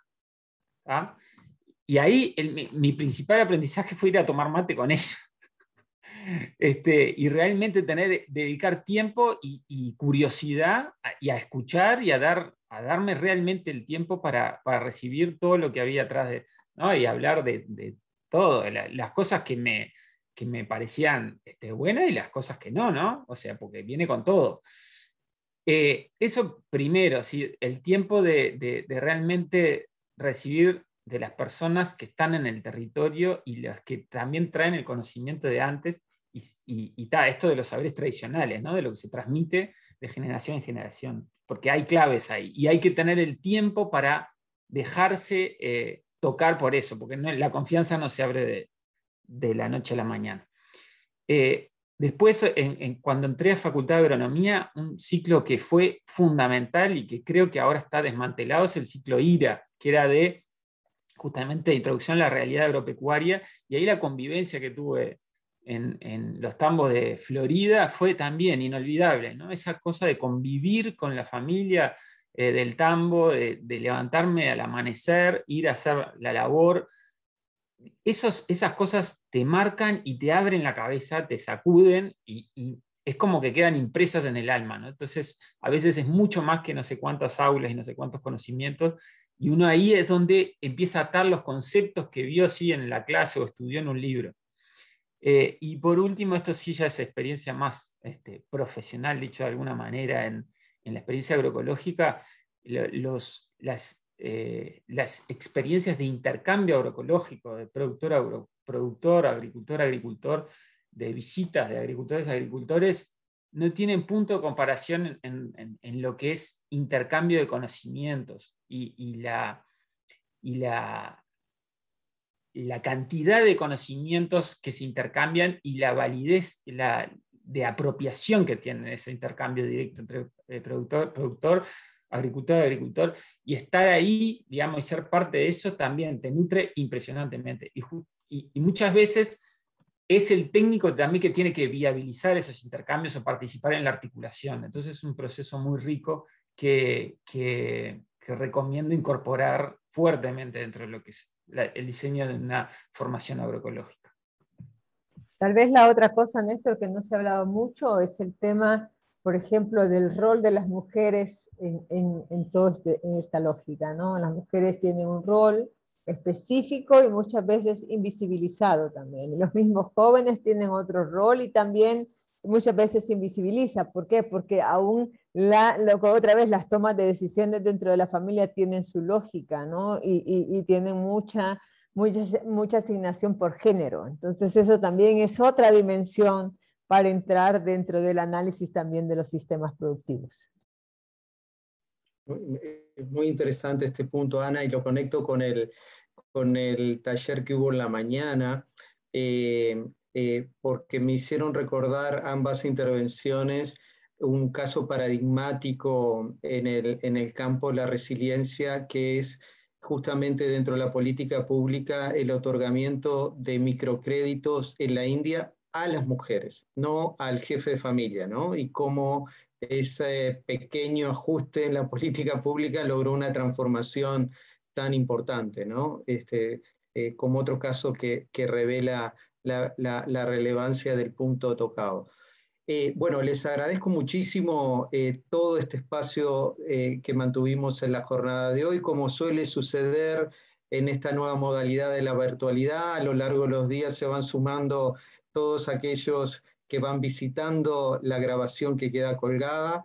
Así que agradezco nuevamente a Ana, a Federico, a Lucas y también a todos los que participaron en la sesión de hoy y aportaron sus preguntas y sus reflexiones. Así que un gusto retomar y bueno, sigan atentos que hay muchas actividades dentro de este ciclo de alimentación a lo largo del año, así que sigan el blog. Un gran abrazo a todos. Muchas gracias, que estén bien. Un abrazo para todos. Nos vemos Chao. cuando ustedes lo dispongan.